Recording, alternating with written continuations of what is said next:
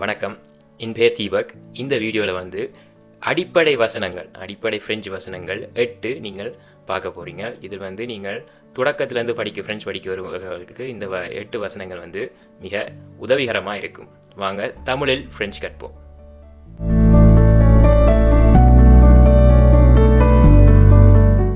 முதல் வசனம், Je m'appelle Kumar. Je m'appelle Kumar et j'ai 35 ans. Et j'ai 35 ans. இன்னொரு சொல்கிறேன். Je m'appelle Kumar et j'ai 35 ans. இந்த வசனத்தின் அர்த்தம் வந்து, என் பெயர் குமார், எனக்கு 35 வயது. பார்த்தீங்களா, நாங்கள் je m'appelle என்று சொல்கிறோம். je m'appelle இதனால் வந்து என்னை நானே அழைத்துக் கொள்கிறேன் என்ற அர்த்தம். ஃப்ரெஞ்சில் வந்து நாங்கள் என்னுடைய பெயர் குமார் என்று சொல்வதற்கு நாங்கள் இதை பயன்படுத்துகிறோம். அடுத்து j'ai 35 ans, என்னுடைய வயது 35. Voilà, je m'appelle Kumar et j'ai 35 ans. Et j'ai 35 ans. இந்த 35 என்றால் 35 என்ற அர்த்தம். நீங்கள் ஃப்ரெஞ்சில் வந்து எண்கள், அதாவது நம்பர்கள் நீங்கள் படிக்க போகிறீங்க என்றால் வந்து உங்களுக்காக நான் ஒரு அடிப்படை ஃப்ரெஞ்சு புத்தகம் வந்து நான் ஒன்று எழுதியிருக்கிறேன். நீங்கள் கீழே இருக்க லிங்க் மூலம் நீங்கள் இலவசமாக அதை பதிவிறக்கலாம். ரெண்டாவது வசனம், Je suis étudiant et j'apprends le français. Je suis étudiant et j'apprends le français. பார்த்தீங்கன்னா, je suis என்றால் நான் இருக்கிறேன், நான் உள்ளேன். ஆங்கிலத்தில் I am என்று சொல்ற மாதிரி ஃப்ரெஞ்சில் வந்து je suis என்று சொல்லுவோம். அந்த je suis étudiant என்றால் வந்து நான் ஒரு மாணவன், நான் ஒரு ஸ்டூடெண்ட் சொல்றதுதான், நான் ஒரு மாணவன். je suis étudiant. இந்த என்றது வந்து மற்றும் என்றதை குறிக்குது. ஆங்கிலத்தில் வந்து and சொல்ற மாதிரி மற்றும். Et j'apprends le français. J'apprends le français. நான் பிரெஞ்சு மொழி கற்றுக்கொள்கிறேன். நான் பிரெஞ்சு மொழி கற்றுக்கொள்கிறேன். மூன்றாவது வசனம், j'aime regarder des films tamoul. J'aime regarder des films tamoul. Voilà. J'aime என்றால் எனக்கு பிடிக்கும். J'aime regarder என்றால் எனக்கு பார்க்க பிடிக்கும். எனக்கு பார்க்க பிடிக்கும்.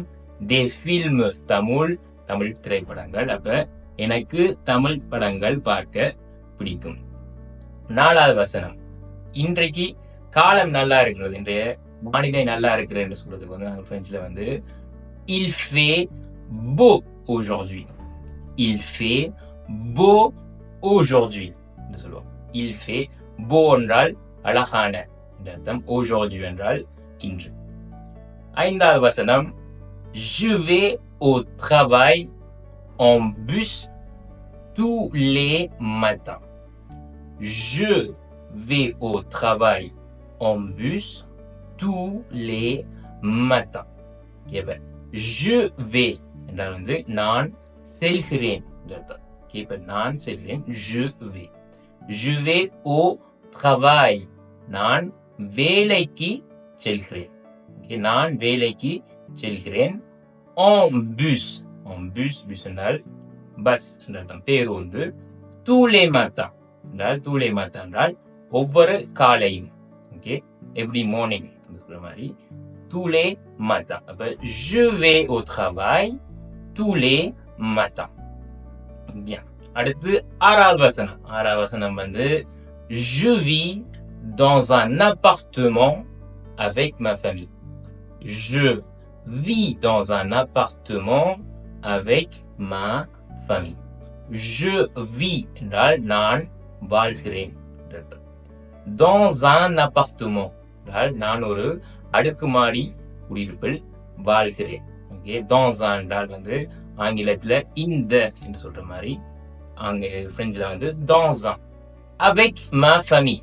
ma famille என்றால் என்ன அர்த்தம் தெரிஞ்சிருக்கும். ma famille என்றால் என்னுடைய குடும்பம் என்று அர்த்தம். je vis dans un appartement avec ma famille. Okay, நான் என்னுடைய குடும்பத்துடன் ஒரு அடுக்குமாடி வீட்டில் வாழ்கிறேன், வசிக்கிறேன். 7வது வசனம். Je bois du café tous les matins avec mon petit déjeuner. Je bois du café tous les matins avec mon petit déjeuner. Okay? Je bois. Je bois என்றால் நான் குடிக்கிறேன் என்ற அர்த்தம். Okay? அது boire என்ற வினைச்சொல்லிருந்து வருது. அப்ப je bois என்றால் நான் குடிக்கிறேன். Du café. café என்றால் தெரிஞ்சிருக்கும். Coffee. Okay? Du café tous les matins. நாங்கள் 5வது ஃபாஸ்ல பார்த்து நாங்கள் tous les matins என்றால் every morning அல்லது ஒவ்வொரு காலையும் அர்த்தம். Je bois du café tous les matins avec mon petit déjeuner. petit déjeuner என்றால் வந்து காலை சாப்பாட்டை நாங்கள் பிரெஞ்சில் அப்படி சொல்லுவோம். petit déjeuner ஆங்கிலத்தில் வந்து பிரேக்ஃபாஸ்ட் என்று சொல்ற மாதிரி petit déjeuner. Bien. 8வது கடைசி வசனம் வந்து j'aime écouter de la musique quand je suis à la maison. J'aime écouter de la musique quand je suis à la maison. Okay? J'aime என்றால் முதலே சொன்னான். j'aime என்றால் எனக்கு பிடிக்கும்.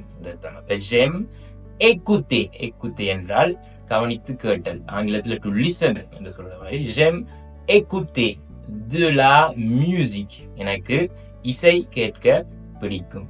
Okay? je suis என்றால் முதலே சொன்னான் வந்து நான் உள்ளேன் அல்லது நான் இருக்கிறேன் என்ற அர்த்தம். அப்ப j'aime écouter de la musique quand என்றால் வந்து போது என்ற அர்த்தம். இப்ப வந்து நான் வந்து ஆங்கிலத்துல when என்று சொல்ற மாதிரி j'aime écouter de la musique quand je suis à la maison. je suis à la maison. Okay, je suis என்றால் நான் உள்ளேன் என்ற அர்த்தம். அப்ப நான் வீட்டில் இருக்கும் பொழுது, okay, நான் வீட்டில் இருக்கும் பொழுது எனக்கு இசை கேட்க பிடிக்கும். இதுதான் அர்த்தம் இந்த வசனத்துக்கு. Okay, இன்னொருக்கா நான் வாசிக்கிறேன். J'aime écouter de la musique quand je suis à la maison. Okay? Bien. நாங்கள் 8 வசனங்கள் பார்த்துட்டோம் இன்றைக்கு.